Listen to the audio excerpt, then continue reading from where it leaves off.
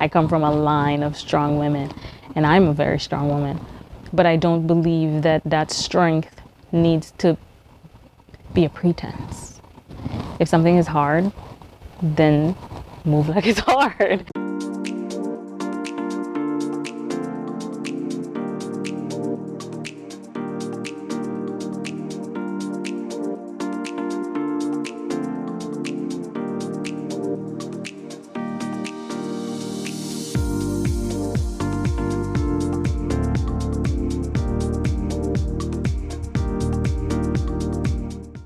Welcome to another episode of Let's Get Candid. I'm your host, Ziggy, with my amazing co-host. I'm your girl, Loren. And today we're having one of my favorite conversations that I love to have. And my friends, well, not if they know me, because they do know me, and they know that I love to talk about faith. I love to talk about God. And a few times they're like, Prophetess Zig, so you know I'm not going to get into that. But we're having a conversation about faith. Trusting God to know also, what does that look like? What does it look like to have faith in situations where it seems like you can't possibly have that? And what does it mean to really surrender your control to God's will and plans for your life? So, Loren, what do you think about today's topic? I think today's topic is going to be a fun one because I feel like you said earlier, this is one that we talk about already behind the scenes. We talk about in our own personal conversations. Mm-hmm. And on top of that, I just feel like the space that I'm in, and I feel also the space you're in, a lot of what we're doing and a lot of how we maneuver is based on faith anyways. So I feel like this conversation is going to be one where we can really get into us and the kind of relationship we have with God, as well as, you know, the kind of relationship we have with just believing that things are going to work out how they ought to work out, you know? So I'm happy and I cannot wait. We also have a lovely guest on with us today who I'm going to have introduce herself. So to our guest. Hi. Thank you so much, ladies, for having me. It's really exciting to be on Let's Get Candid. My name is Guerta Dormeus. I am a Christian, first and foremost. I am a wife to the most incredible man. I am a mother to the most fun little boy, and I am a business owner. All right. Yeah.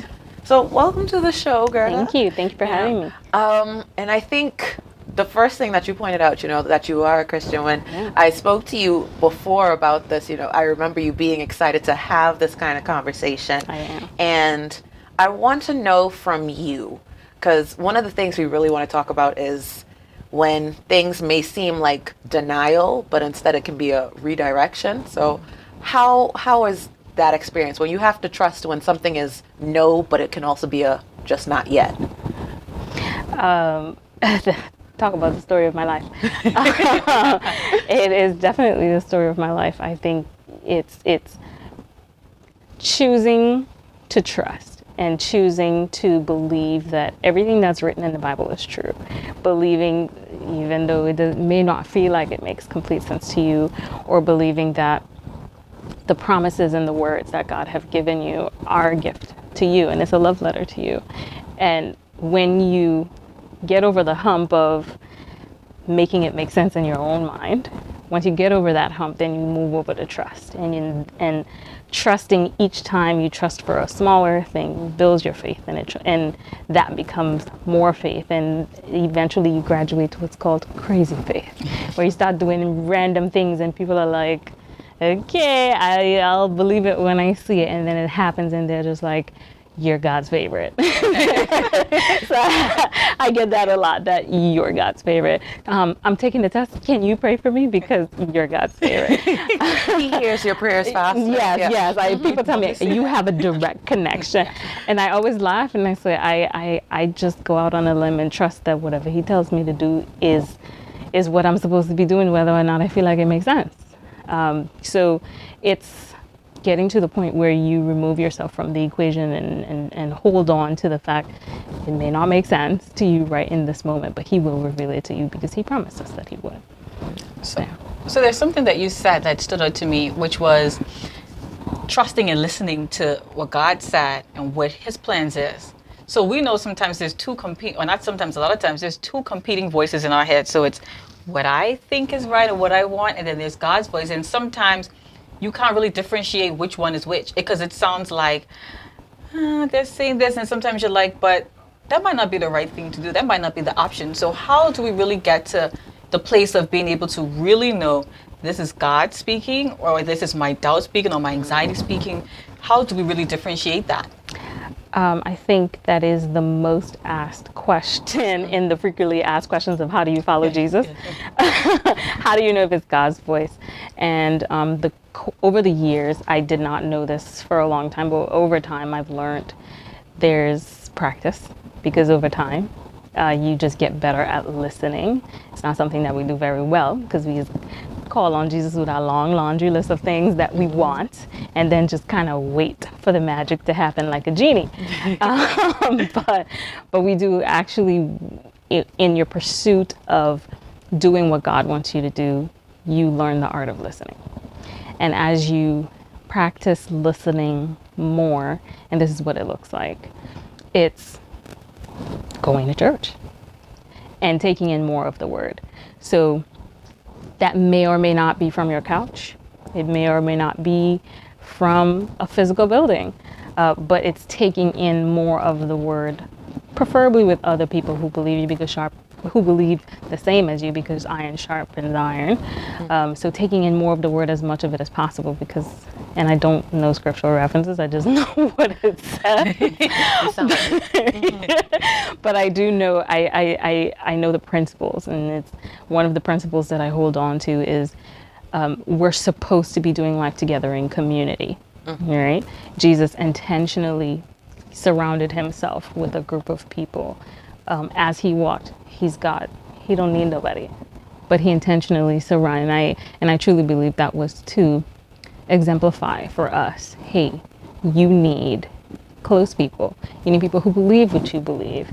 And it is in your walk together, as you walk, that on the days that I really having a bad day, that you come in and you sweep in and you're like, hey, you got this. And praying that prayer over you. I have friends who call and say, hey, I was really praying for you this morning.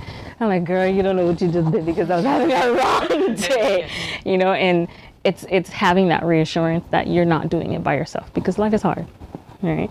And so practice over time, surrounding yourself with people who are like-minded is the second thing. And then what I really think is important is community and listening, the importance of wisdom.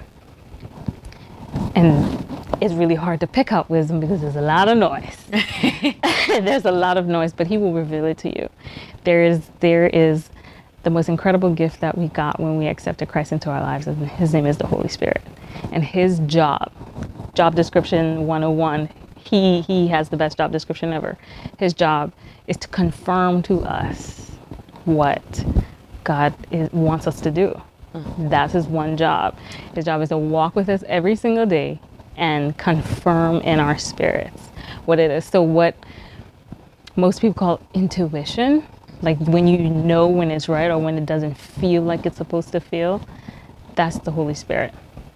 And if you lean really heavy in his direction, then you start to feel the difference in whether it's you or whether it's him. And you learn over time. You're watching the #1 talk show in Turks and Caicos and globally. And Loren, what do they need to do? Listen, you're already here. You might as well like, subscribe, and follow. You're already watching the episode, honey. Just get on it.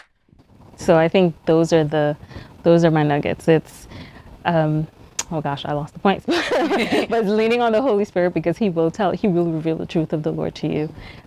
Being in a community of people. And I don't recall what the first one was, but getting in that word. Yes, the word. The most important one. How did I forget that? Getting in the word. Because when you hide the word in your heart, it will come back to you when you need it. And I think it's interesting. I was hoping that you were going to mention it, and I'm happy you did just at the end, about that feeling you get where it's like, this don't feel right. For me personally, because I like to say my relationship with God, it's an interesting one. It'll be me sitting down and being like, God, listen, right? Or sometimes it's just like, dear God. In particular, I started writing my prayers. I don't really say them. I write them because it's like, okay, I always wanted to journal my life and understand, okay, what's going on? But I'm very bad at journaling and sticking to something. But I was like, oh, I'm good at praying every day. I do that. So if I write my prayers, maybe it could be like journaling. Double whammy. Because then I'm praying about my problems anyway, you know?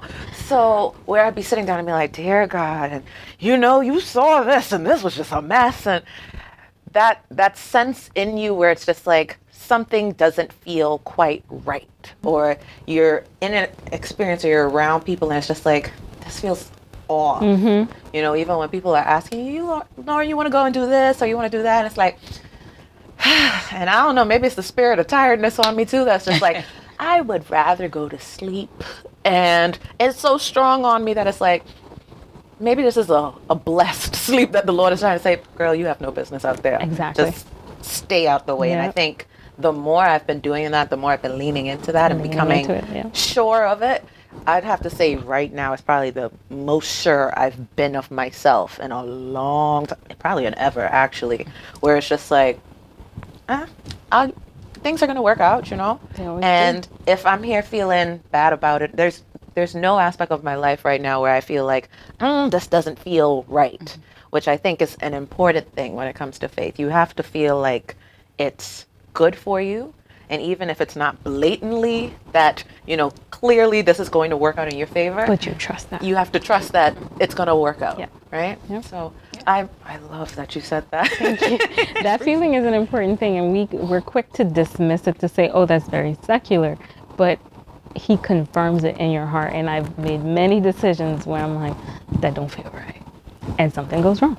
Because with it also, you get a sense of peace. It's like, so like the Bible says, which is the way you have to describe it, because there's no way to describe it, but it's undescribable. It's a peace that you just get knowing that this, like you said, like this will be okay, that this will work out, that the good thing will come. So to tie into what both of you said, so we know, like I've been on this whole, I want to read the whole Bible thing before the end of the year. Yeah, that's exciting. And so me and my best friend has been doing Bible study together. She doesn't live here, but we make it a habit. We make it a priority to do it. And so I've been reading Job. So I've been doing it where I've been one Old Testament and New Testament at the same time. And I like the contrast, actually. So I've been reading Job, and then I was contrasting it with John and James, because Job is long. And it is very long, but I'm nearing the end. All the trials and tribulations of it all. And Job is long. What I wanted to ask or to say is, so you're reading Job, and for persons who read Job, you know that Job was just going through it from the beginning to the end. I mean, Poor Job. And he just had this faith in God to know that it's going to work out, even though he was just like, God, just take me away from here. Like, why is this happening? But he never once said, I don't believe God will do it. I can't trust him. One of the scriptures that I hold to heart is Job 42:2, which is, I know that you can do all things and that no plans of yours can be thwarted. So this is a man in the middle of crazy. Everything has been taken away from him. And he's saying, I know that no plans of yours can be thwarted. I know that if you said this is going to happen, it will happen. And then in contrast, you're reading James and John, where you see in John the character of Jesus, who he is. So you believe, like, okay, this is who this man said he will be to me. And James, you're reading about not having doubt and trusting God, because if you doubt, you can't really see the promises of God. And so what I really want to know is how, right? And maybe you can walk us through, or we all can chime in. When you are in a space in your life where it's crazy, like it's not the little, okay, he take a little one thing, two things, but it seems like the walls have come crushing in on you. And you have to have faith to believe, and you have to trust, and you have to be like, okay, something good will come of this. He said this won't happen for long. He said the joy is in the pain. He said that if you doubt, you won't see my promises. How do you have that peace? How do you have that trust? How do you have that faith when the walls are coming in on you? I've had a couple Job moments. I've had a couple, and I think what always takes me through is a couple things. One is community, and I will say this as often as the opportunity allows it, because we're not meant to walk this walk by ourselves. And I believe that to my core. And in the past 3 years specifically, where our family has been going through some rough times, and it is just people coming around us and praying for us and praying with us and showing up at our doorstep with chips, and they're just like, we're just gonna sit here with you because we know you've been having a hard day. It changes everything for you. So community is always my number one thing. That surround yourself with people who believe and people who will share in your burdens, but also share in the joy when the time comes. Community. And the second thing is, he said that it would be hard. Like, he told us to expect it to be hard. But I don't think we should be pretending that it's not hard. I wear my emotions on my sleeve, I guess. I'm a big crybaby. Same. And I have my moment now. I'm a tough girl by the very definition of it. I come from a line of women who they make it happen. My grandmother was a farmer. My mom walked 2 hours to teach preschool while she was pregnant with me. I come from a line of strong women, and I'm a very strong woman. But I don't believe that strength needs to be a pretense. If something is hard, then move like it's hard, you know?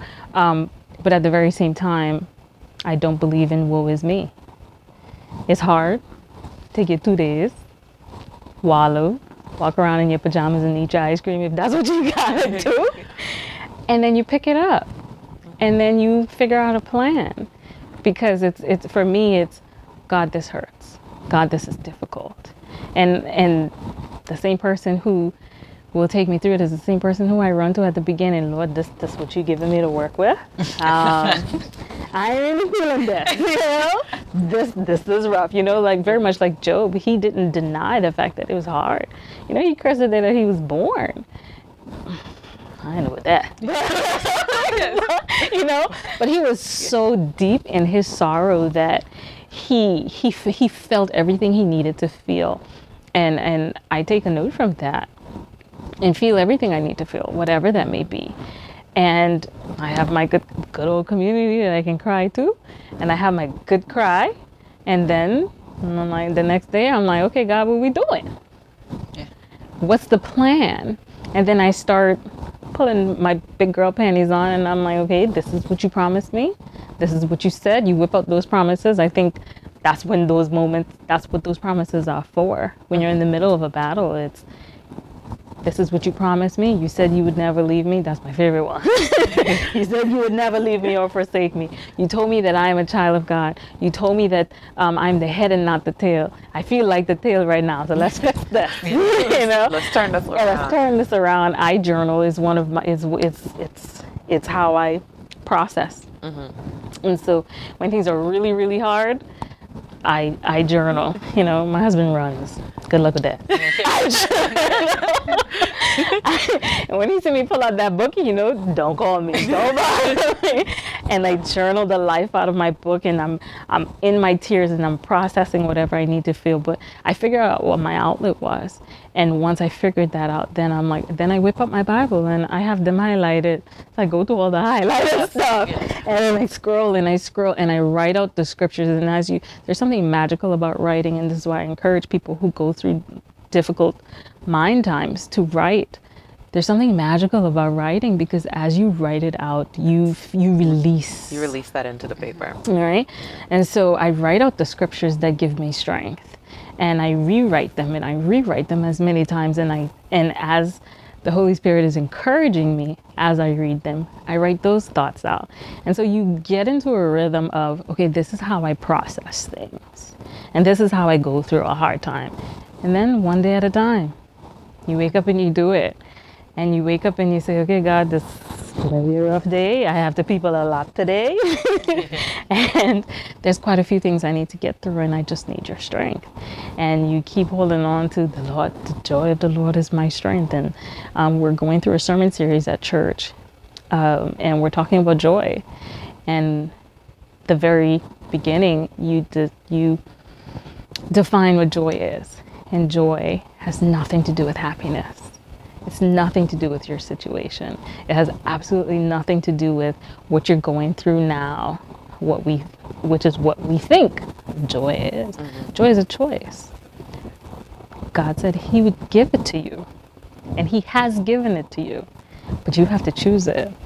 You can choose to wallow and eat ice cream all day if you'd like, but you can choose joy as well, and you can run with it. And you know, when I'm going through a hard day, I'm like, I'm going through a hard day, but you know, it's gonna be okay. And so you get in the practice of encouraging yourself, and again, just leaning in on people who got you and who will be your strength.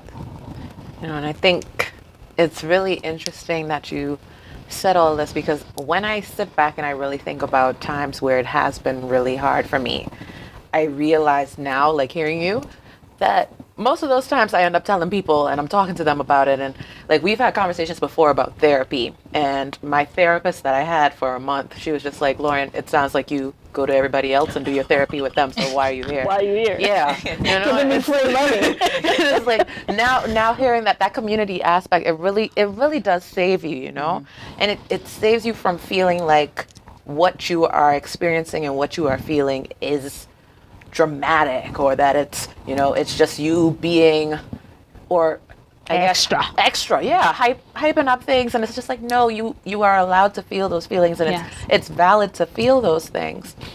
And even when I sit and think about the moments I've been through as of late, that have been difficult, that have been hard, that have had me stressed out, crying, like, Lord, you must be got something nice for me at the end of this. That's the only reason I could be going through hell right now. Is because this is the part in the movie where everyone is supposed to be on the edge of their seats, like, will she make it? And then out of nowhere, God will come and be like, look, she won, right?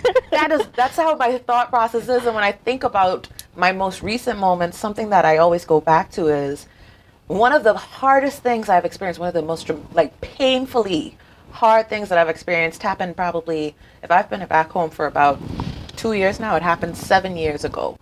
And I keep thinking to myself, whenever I experience something hard now that just feels like too much, I keep thinking, I thought I was dead off of this 7 years ago, and he brought me through. Yep.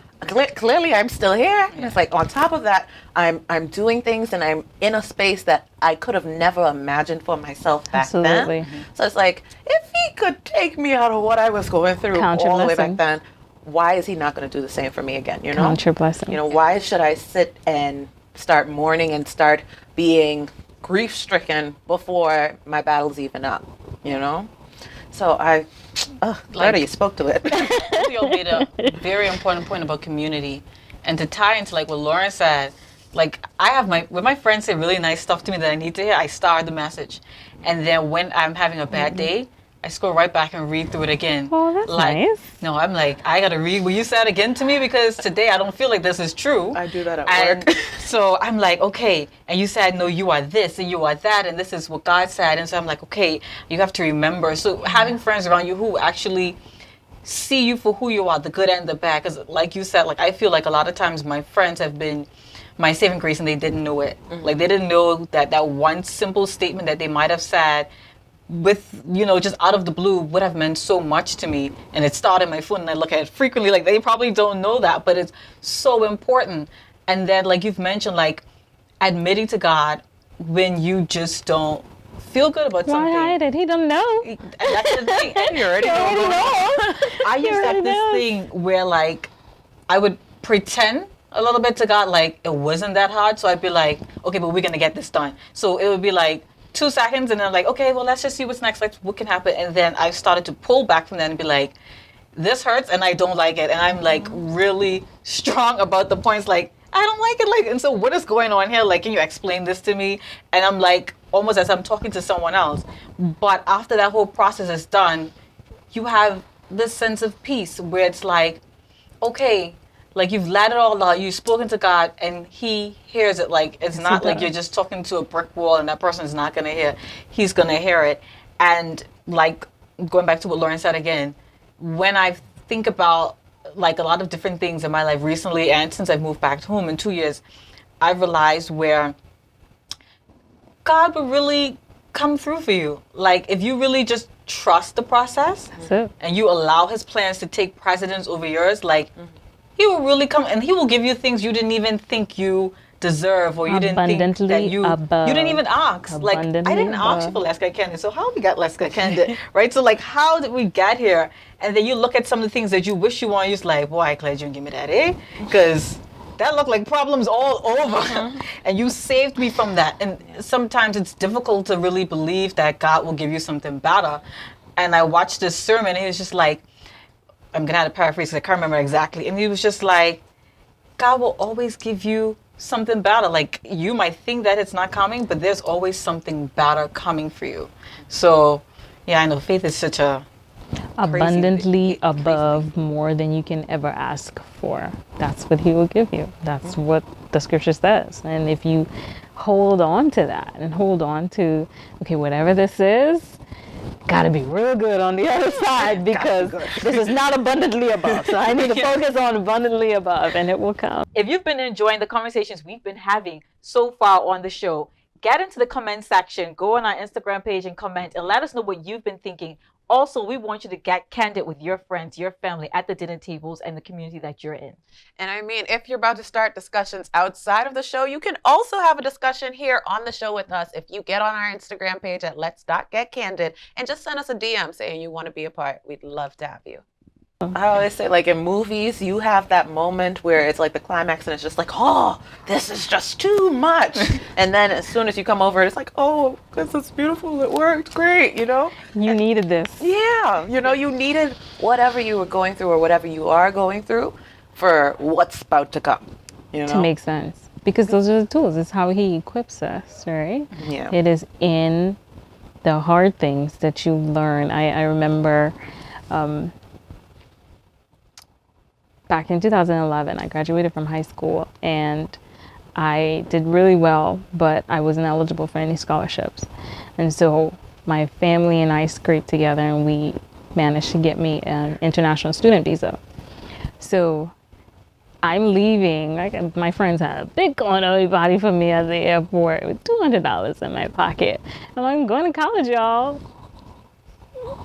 But nobody knows how. I didn't know. My parents surely didn't know how I was going to fund a 4-year program. And so I left completely against my will. I definitely have to say that. I share that very often. It was totally my parents' idea, and I thought it was a horrible idea. And I'm like, dude, there's so much more affordable schools in the Caribbean. But anyway, whatever. And I left with $200 in my pocket, and I left out of obedience. I said, God, Ephesians 6 says this. I feel like this is a really bad idea, but I'm going to go because this is what it says.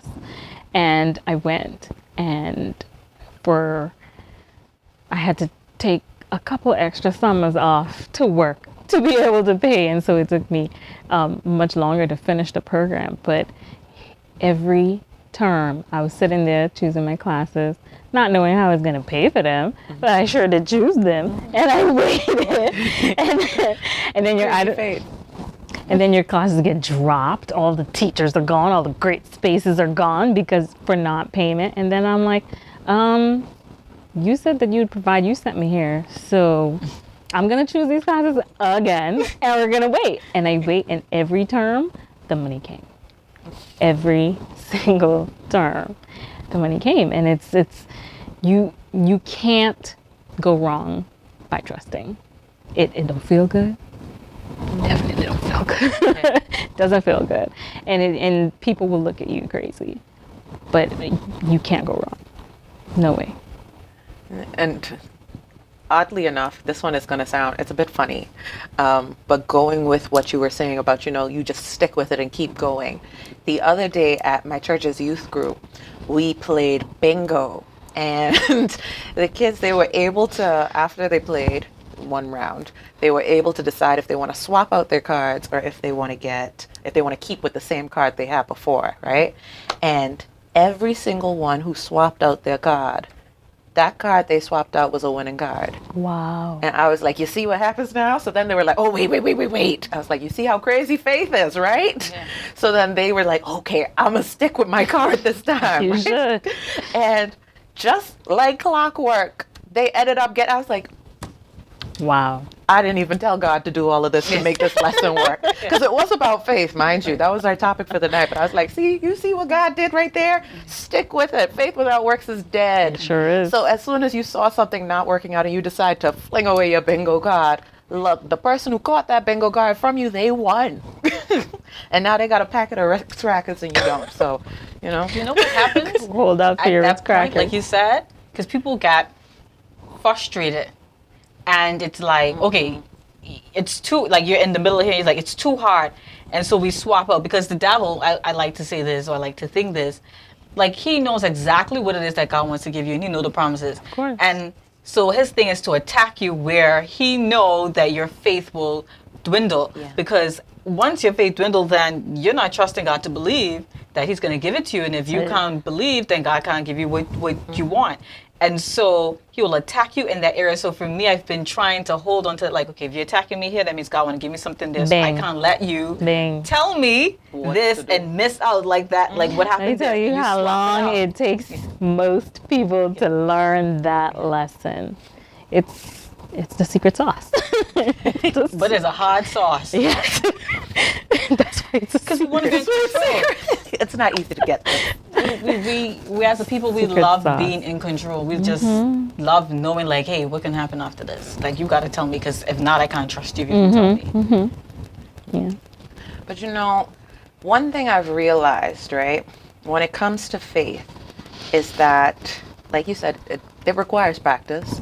It's not something overnight that you're going to know how to do. And it requires practice to even be patient with it, to even know how to spot out these things, right? So what I want to know from both of you is, what was it that made you decide, let me start practicing faith? Because it works. Because you've seen people where it works. It works. I haven't seen it failed. When I accepted Christ the first time, I think I was like 8. You know how you have many coming to Jesus moments as a kid? Because every time there's a sermon, you feel like, oh, I stole that candy. I should come to Jesus again. But I remember being 8 and praying for my brother who wasn't well. And, it's any time I remember praying for something, I remember it going well. Praying over a test, it's my test ritual. I don't take a test and don't pray over it. Y'all can start. Let me take this 1 minute and talk to Jesus about this test. Y'all go ahead and start. I have never said that one test. But that was a redirection, But I've very rarely failed tests, and the things that I ask God for over and over very consistently, he's proven himself, right? This is what we're always looking for. We're looking for, I can trust you because you've been consistent. Consistency provides affection, right? So as you continue to be consistent, then my affection grows for you. My ability to trust you grows, right? And over time, you're like, maybe I can trust you with this too. Yeah. And each time you trust him with something a little bit bigger, with a little bit riskier. And over time, if he continues to prove himself, then you keep trusting him. So that's my reason. He hasn't failed yet. How's that? I would say for me, a little bit to what you said is that you just look back and you're like, so you did this, and you did that, and you did this. You gave me this, I never asked for that. All of the moments, and I think for me, sometimes I look at it from a perspective of, I should have been this because of the different experiences or the environments that I'm in, so I shouldn't have been the person that I am today.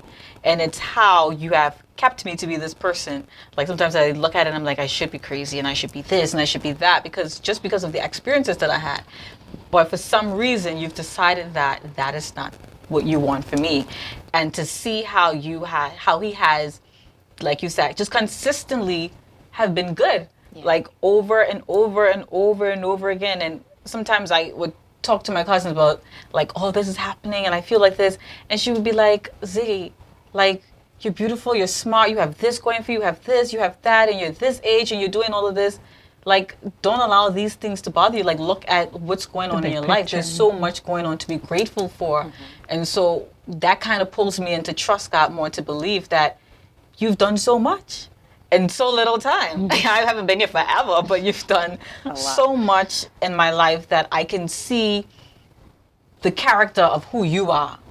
And reading and having reading the Bible this year more like intentionally has really, really grown my faith in God and belief in God. Like, I watch sermons religiously every Sunday during the week. I'm like, I need to hear what this person is saying, what God is saying, and it has enriched my life to believe like He's gonna do it. Like, and I love the sermons and the conversations that people have with people who talk really, really openly about what they're going through, and you're like, so you went from that to this.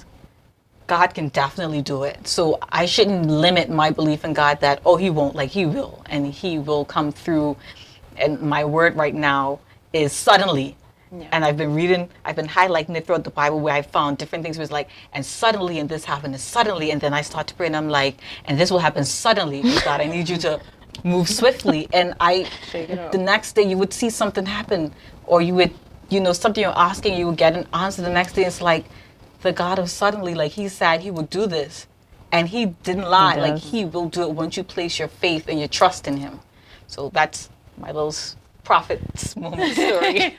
I think for me, just before we get into the questions, is like you say, you're coming to Jesus moment. My most recent one would have been that same moment I said, where it was about 7 years ago, and it wasn't based off of previous things where it's like, I prayed before and God did this, or I've seen Him do this, that, and the third. It was genuinely based off of fear, and it was like, if nobody else can help me in this moment, that means only God could do it. Only He could do it. So at this point, I need to speak to you. Like, I need to book an appointment and talk to you at this moment, because if nobody else can help me, there's nobody I can turn to who actually can say, this is the solution. Even though I was talking to people and telling them what was going on, but they can't physically fix it, that means I have to go to God. That's the only answer. Yeah. And please believe, I don't know how it happened, but He fixed it. Always does. And for me, that's what keeps me grounded in my faith, that at what I feel was the lowest point I have had in my life thus far, He was able to literally yuck me out of that. And it was just like, don't worry, I got you. I was like, okay, you know what, shoot, if you could fix this, child, you could do it all, can't you? You really are a God of wonders. I was like, well, gee, I should have listened. Now, we are going to get into our precious bowl here. Okay. So, segment is What You Know About Us, with questions written by our wonderful producer, Leo, who never lets us see them beforehand. And moment of surprise. Being our special guest for this episode, you have the honor of picking the question. Okay. Can I shake it? Yeah. I'm a little nervous now. Flip through and do whatever you never know where you get with Leo. You just never know. Oh, they're handwritten, which means they're written with love. Yes. Okay, and the question number is on the back, so say those out loud. Okay. Gerda's ready. I mean, not really. Not for this one. It's question number 13. 13, lucky number 13. Yeah, the question is, what celebrity do people compare you to?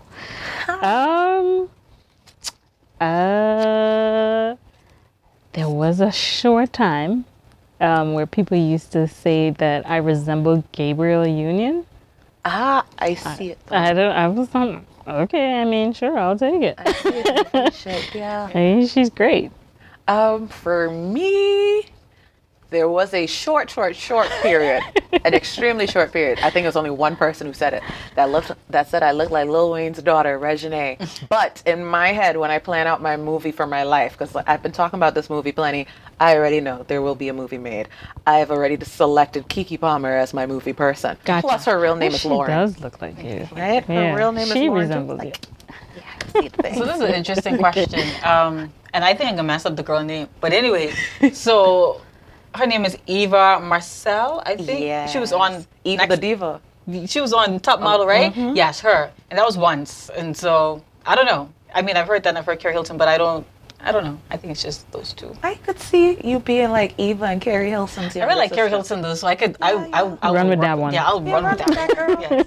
All right, Gerta, you can actually pick another question. Oh, okay. I love when we get to pick more. Right, than when one we have question. more than When we one. get more than one, I won't pick close to that. You never know what you're going to get. Okay, 17. 17. Okay, 17. Haha! Do you feel like men and women are equal? Short answer, no. We're not supposed to be. True. No. And this can come off as a traditionalist, but I firmly believe that we're made with very distinct roles. Adam was given very specific tasks. His job was to provide for his family and to work the land, right? And Eve came in.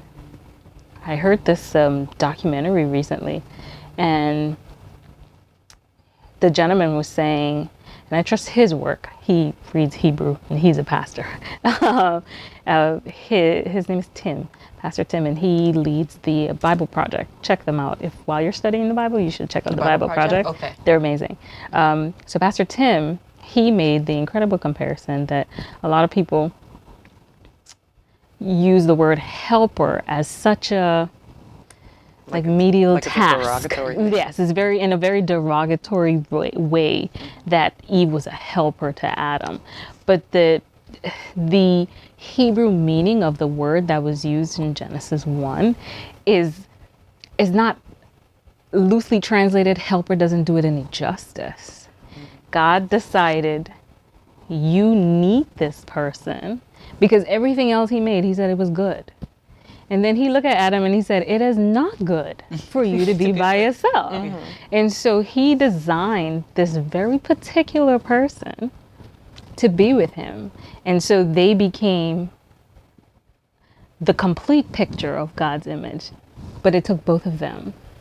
So they're two sides of the same coin, in a sense. But if you look at a coin, they're not the exact same. It's very intentional. They're supposed to communicate different things. So I definitely don't think we were equal. I don't think we were ever meant to. And there was a time in my younger years where I felt like I had to compete. But as you get older, I turned 30 this year. As you get older, you learn to lean into what your role is. I lean heavy into my femininity. Honey, I can't carry that. Sorry. And I've been leaning into it, and it has proven so much. I watched your episode on the modern woman, which was absolutely hilarious. And I just enjoyed it because we're so obsessed in this time with redefining the roles. And again, this is sounding traditionalist, but what we do and the power that God has given us to do, take it, run with it, because we're each designed with something to do, right?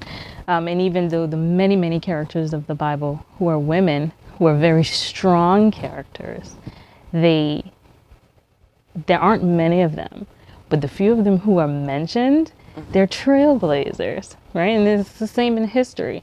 So I don't believe that traditionalist means medial or should be diminished. Like your value is not diminished. You just have a different role. And I've been learning to lean very heavily into that. So that's my answer. In case you forgot what it is. I agree with you wholeheartedly. I think women and men have equal value, but they do not have equal characteristics. It's not Absolutely. the exact same thing. And I think that is important, be it if it's in a relationship, if it's in a friendship, if it's in a community. You have to have different people with different strengths and weaknesses. Like, this was a conversation we were talking about prior to filming this episode. Oh, wow. You would have different strengths to someone else, and they would have different strengths to you, and Absolutely. they slot in and fit in where you cannot do, which is important. So are they equal in what they bring and what the value is? Yes.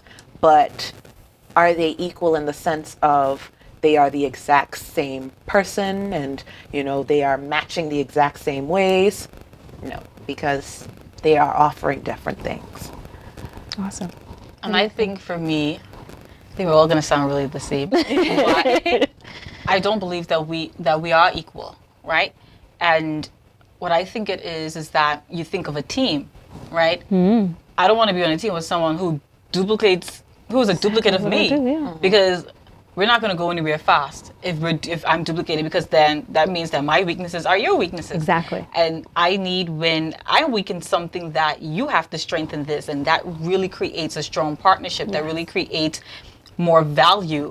I think what women and men should be equal in, if you're thinking about friendships, romantic, platonic, or any way, is purpose and alignment and purpose. I think that is what is important, because when two people have, like, God has them in purpose together, that's explosive. That's Yes, it is. crazy, Yes, right? it is. And what you see and what people get from just that partnership is huge. It's like when you Power say couples. the power couples, but not in the way that we like to Yes, talk about exactly. it. It's like when you think about, like you said, Adam and Eve. You know, they came together and created generations just from them. So that is the kind of power that is in partnerships, and then differences. And it's important to have that differences. It's important that you bring something different to the table, because you build me up, I build you up. Absolutely. I become stronger, I become better. You know, there's just this different aura. It's just different. But I don't think we should be equal. But I think that there is value in the purpose alignment. And I think that if you think about a team, you think about, I want a team with different unique characteristics to help really transform and take this to a different place. So we're not equal, but Love we that. complete each other. Love that. Now, I want to say thank you again, Guerta, thank you. for coming on to the show, for coming and speaking on this topic that I know Ziggy was so excited for. This was the episode we could not cut. And I love that the conversation we had, it's one that I feel is going to definitely be relatable, because there's, faith is required in so many areas and so many aspects of your life. And I feel like having that, it makes that journey, although it's difficult, and like you said, you don't act like it's not hard, but it makes it a little more bearable. Definitely. So I definitely thank you for coming on and sharing with us your story. Anything you would like to add, Zig? And I would just like to say thank you again for coming on. This was you such a for beautiful having me. conversation. Never wanted to end. But faith is so important. And I think what I liked about this conversation was that we just didn't say the pretty things that people always talk about faith. Oh, God will do it for you. He will do it for you. Just stand up and agree. Yeah. Right? But it was the conversation of, it's hard. It is difficult. It's not easy. Like, sometimes you're going to pull the chair out and you're going to be like, so God, I didn't like this, right? Like, this didn't win. Me and you didn't talk about this happened. And this happened. Why it happened again, God? So did I not learn the lesson? Candidacy of Did Let's you? Get Candid, where we show the other side to a conversation, particularly young persons, right? Young female talking sure. about faith, where a time where a person would probably be talking about anything else. I think it's just so important that people really understand to trust into God, to lean into that, to tap into that, and most importantly, like you said, find a community of people who share that same faith with you, that can pour into you, that can uplift you on the days where you just feel down and out. Because I believe this one thing that I share, because I am such a loving person, and it's when you share love, you share God. And so when you have that community of people that share love with you and pour into It you, changes it's like you communities. see God's face. Yes. You see his character being manifested in your life. So that is what I've gathered from this conversation, that I hope persons at home watching us, listening to this, has taken away from the conversation, that God is real, right? Not the universe did nothing. Thank you. But faith Mother is Nature. important. I know, right? Like a tree brought you here. Let's be real now. No offense to you, but let's be real. But faith is so important to have and find that community. So thank you again. You're welcome. Loren, it's always a pleasure to have you as my co-host. I love having you on Let's Get Candid. And thank you again for everyone watching. And we can't wait to see you on our next episode.